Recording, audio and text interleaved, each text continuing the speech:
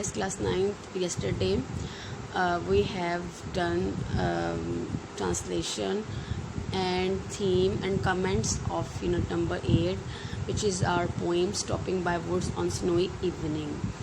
Basically here today I would like to give a lecture on the literary devices or figurative language used by writer in the poem. Basically it is very important to understand the concept of the poem. Clear? Yes, what is literary devices? Writers often use words. It can also pronounce as often also, but basically I must say that we can pronounce it. Writer often use words in special ways to help readers see things in different way. Basically writer का अपना एक concept होता है while he is writing or she is writing any poem or any literary work. Devices are tools. ठीक है, ऐसे आलात होते हैं. So literary devices are tools that writer use to improve their writing and make it more interesting. ठीक है, तो literary devices includes figurative languages, ठीक है, इमेजरी एंड साउंड डिवाइसेस. अब जो लिटररी डिवाइसेस होते हैं उनमें क्या क्या इस्तेमाल किया जाता है? फिगरेटिव लैंग्वेज होती है, इमेजरी होती है और साउंड डिवाइसेस होती है. और यहाँ पर ये भी कॉन्सेप्ट मैं देना चाहूँगी कि लिटररी डिवाइसेस जो होती हैं वो इन्हेंस करती हैं. ठीक है, आपके जो टेक्स्ट है या आपकी पोइम है उसके जो है थीम को, उसके कॉन्सेप्ट को, ठीक है, ताकि आपको अच्छी तरीके से अंडरस्टैंडिंग हो. Yes, first of all, first literary device or first figurative language used by the writer in the poem like Stopping by Woods on Snowy Evening is alliteration.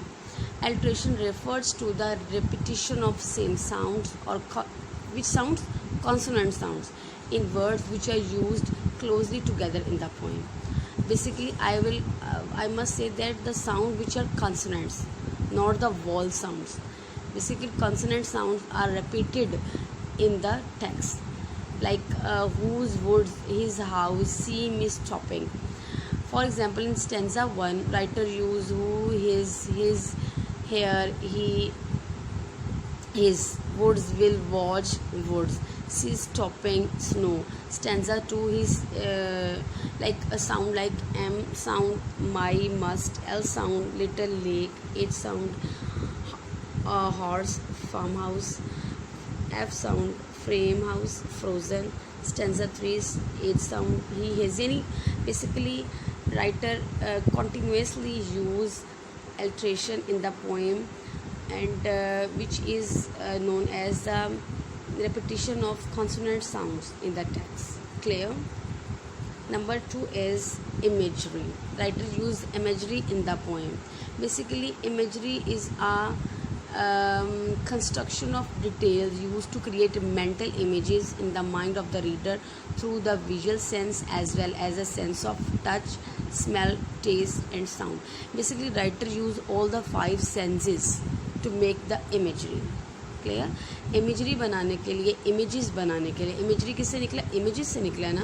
तो इमेजेस या इमेजरी बनाने के लिए राइटर जो है 5 senses को use करता है ताकि वो जो है उसका टेक्स्ट मज़ीद इन्हेंस हो.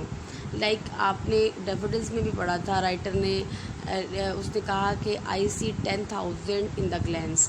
तो जो आई सी है यहाँ पे उसने इमेजरी यूज़ की है ऑफ साइट. ठीक है, विजुअल इमेज यूज़ किया है. अब यहाँ पे एग्जांपल जो आपकी बुक में है वही मैं पढ़ा रही हूँ. Huge trees in that thick and dark forest. अब ये थिक और डार्क फॉरेस्ट जो राइटर भी पोइम में बार बार कह रहा है वही जो इमेजेस हैं. ठीक है, ऑडिटरी इमेजेस जो है रस्टिंग ऑफ लीव्स बताया हुआ है, यानी पत्तों का लहलहाना. स्मेल है सेंट ऑफ एप्पल्स. राइटर ने अपनी आफ्टर एप्पल पिकिंग जो पोएम हमने कल मैंने आपको बताई थी कि राइटर की बाकी वर्क है उनमें एक वर्क है, एक पोएम है आफ्टर एप्पल पिकिंग. उसमें राइटर ने सेंट ऑफ एप्पल्स जो हैं उनको बहुत अच्छे तरीके से डिफ़ाइन किया है, यानी खुशबू, और ये सेंस ऑफ क्या है? स्मेल है. ठीक है, टेस्ट है जी sweet and juicy oranges. Touch में होता है रग्ड एंड रफ पाथ. ठीक है, जिसको आप छू सकते हैं, हाथ लगा के फील कर सकते हैं। लेकिन राइटर ने कैसे यूज़ किया, इमेजेस यूज़ किए हैं। The visual images add to the mood by describing the woods as lovely, dark and deep. Writer बार बार कह रहा है ना, whose woods are these, ठीक है, these woods, his woods are lovely, dark and deep. And the author images adds to the poem by allowing the reader to understand the silence by the only other sound being the wind and the downy snowflakes falling, या downy flake. अब यहाँ पे writer ने जो ज़्यादा images important use किए, एक तो विजुअल इमेज यूज़ किया और एक किया है जी साउंड का इमेज, ठीक है। उसने कहा है ना कि सिर्फ पत्तों की सरसरा यानी हवा किसी चीज़ की है, एक तो उसके घोड़े की जो है वो हार्नेस बेल की आवाज़ है, और एक बर्फ़ के गालों के गिरने की आवाज़ आ रही। क्लियर? तो ये इमेजेस राइटर ने यूज़ किए हैं। अच्छा जी, द सेकंड और third important thing used by the writer is symbols. Symbol is often an ordinary object, event, person, color or animal to which we have attached extraordinary meaning and significance beyond the literal level. यानी कि basically symbols क्या होते हैं, आप कहते हैं ना अलामत। अब जो अलामत है राइटर ने जो पोइम में यूज़ किया है, सिंपल सी बात है, आप ज़्यादा इसको ना जो है वो करें, आपके लेवल पे मैं इतना ही समझा सकती हूँ कि सिंबल्स जो हैं वो किसी भी चीज़ को लेकर, ऑर्डिनरी चीज़ को भी लेकर राइटर ने इन्हेंस किया है मीनिंग को, ठीक है, उसको एक्स्ट्रा ऑर्डिनरी चीज़ बना दिया है। Clear? For example, stopping by would on a snow evening is full of symbols. In this poem the poet and his horse go through snowy wood. The lonely journey of the poet or reader might symbolize the journey of an individual through life. यानी जो वो कहता है ना, उसका सफ़र जो है वो किसको सिंबलाइज कर रहा है, उसके इंडिविजुअल जो है एक फ़र्द के लाइफ को सिंबलाइज कर रहा है। The dark woods that surrounds the death poet are often interpreted as a symbol of death. और जो डार्क वुड्स है वो किसको सिंबलाइज कर रही हैं, डेथ को सिंबलाइज कर रही हैं। क्लियर? तो ये थोड़े थोड़े सम जब मैंने चंक्स लिए हैं ताकि आपको सिर्फ थोड़ी सी जो है वो कॉन्सेप्ट जो है वो थोड़े में ज़्यादा क्लियर हो जाए, ठीक है। यानी राइटर ने सिंबल्स यूज़ किए हैं ताकि उसकी पोइट्री जो है मज़ीद इन्हेंस हो, ठीक है। अब राइटर ने हमें पर्सोनिफिकेशन यूज़ किया है, और उसका एक है जी, my little horse must think it queer. ये उसकी पोइम का एक सेंटेंस है। उसमें राइटर ने जो पर्सोनिफिकेशन यूज़ किया है, यहाँ पे कंपैरिजन यूज़ किया है of horse to an a human. मैंने आपको कहा था ना, किसी का नॉन लिविंग या किसी जो है ऐसी चीज़ का किसी नॉन लिविंग को लिविंग थिंग का कॉन्सेप्ट दे देना, या किसी ऐसी चीज़ को कॉन्सेप्ट दे देना जो कि सिर्फ़ और सिर्फ किसकी क्वालिटी है, ह्यूमन बींग्स क्वालिटी है, और ह्यूमन की बींग्स की क्वालिटी किसी जो है वो किसी और चीज़ को दे देना, ठीक है। जैसे अब यहाँ पर क्वायर का मतलब होता है अजीब, स्ट्रेंज। अब यहाँ पे जो पर्सोनिफिकेशन राइटर ने यूज़ की है वो ये यूज़ की है कि उसने हॉर्स को किसके साथ उसके थॉट्स को किसके साथ कंपेयर किया है, ह्यूमन के साथ, ठीक है। यानी सिर्फ ह्यूमन ही किसी चीज़ को स्ट्रेंज समझते हैं, ठीक है, क्वायर समझते हैं, तो यहाँ पे हॉर्स जो है वो भी स्ट्रेंज इसको समझ रहा है, ठीक है। Okay, next is what is hyperbola, ठीक है। हाइपरबोला जो है is an extreme exaggeration. Writer ने जो है पोइम में हाइपरबोला भी यूज़ किया है, और उसको हम कहेंगे एक्सट्रीम एग्जैजरेशन। एग्जैजरेशन का मतलब होता है किसी चीज़ को बढ़ा चढ़ा कर कहना।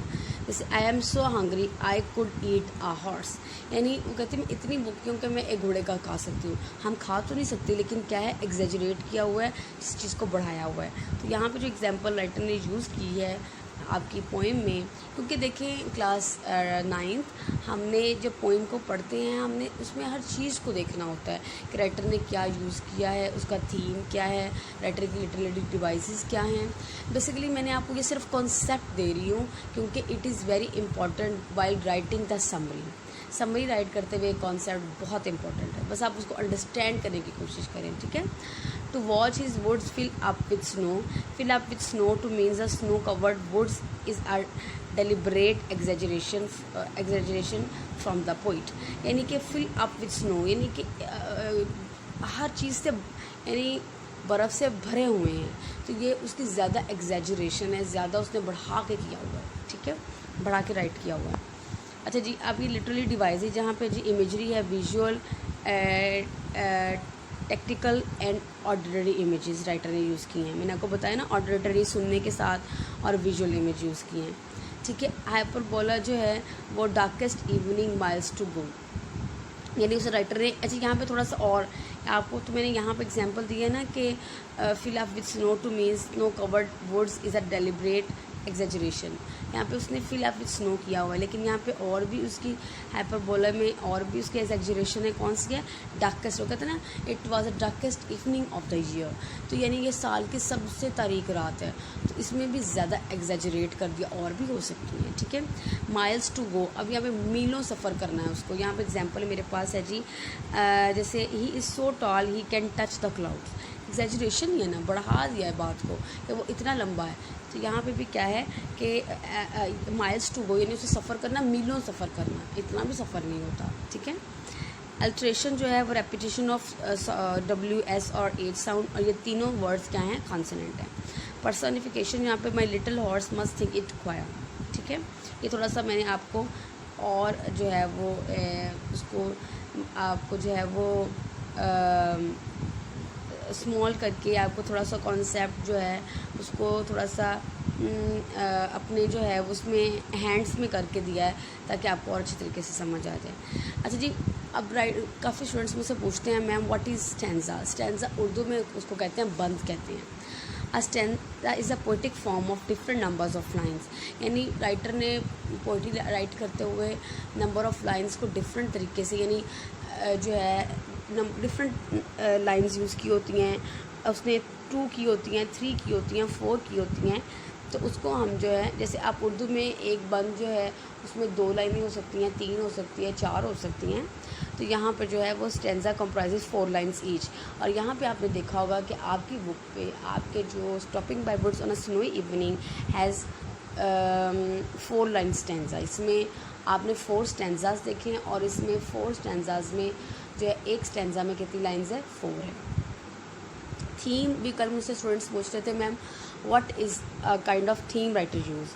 बेसिकली मैंने आपको पहले बताया था, थीम जो है is basically you can say reality and imaginations का, और दोनों का जो है एक बैलेंस राइटर ने यूज़ किया है कि हमें बेशक नो डाउट हमें इमेजरी में भी रहना चाहिए, इमेजिन भी करना चाहिए, लेकिन हमें वापस अपनी रियलिटी में आ जाना चाहिए, ठीक है।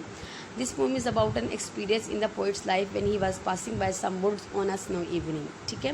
ये उसको कोई एक्सपीरियंस बता रहा है, ठीक है।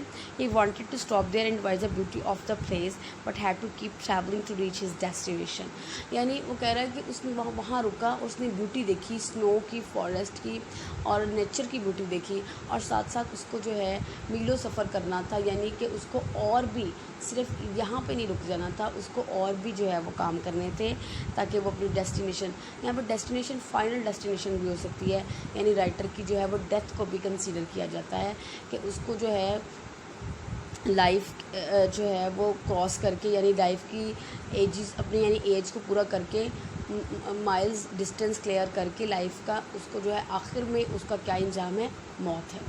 तो यहाँ पे जो इटर्नल जो है वो डेस्टिनेशन, किसको इटर्नल डेस्टिनेशन भी कहा गया है, यानी मौत को क्या, लेकिन यहाँ पे एक और कॉन्सेप्ट भी है, सोने के साथ भी रिजेंबल है, सिम्बलाइज़ किया हुआ है। इटर्नल डेथ के साथ भी किया, इटर्नल जो है वो डेस्टिनेशन के साथ भी किया है, और स्लीप के साथ भी किया है। तो ये दोनों कॉन्सेप्ट जो, क्योंकि राइटर एम्बिगुअस कैरेक्टर यानी यहाँ पे शो हो रहा है, यानी वो ऐसी बातें कर रहा है जिसके दो मीनिंग्स हैं। क्लियर? तो आप लोग जो मैं समझाना चाह रही हूँ, जो मैं बताना चाह रही हूँ, काइंडली उसी को फॉलो करें, और ज़्यादा इसको जो है मतलब करने की कोशिश ना करें, बिकॉज़ फिर इसके अंदर और बहुत कुछ जो है वो हमें मिलेगा, जो कि हमारे लेवल से थोड़ा सा ऊपर है। तो बस इतना सा आज का हमारा जो है वो कॉन्सेप्ट था, और मैं ये चाह रही थी कि आपको ज़रूर दूँ, ताकि when you right the summary it is very helpful for you, or it is very helpful for you to understand what writer is trying to say. Okay, class 9, thank you, take care, bye bye.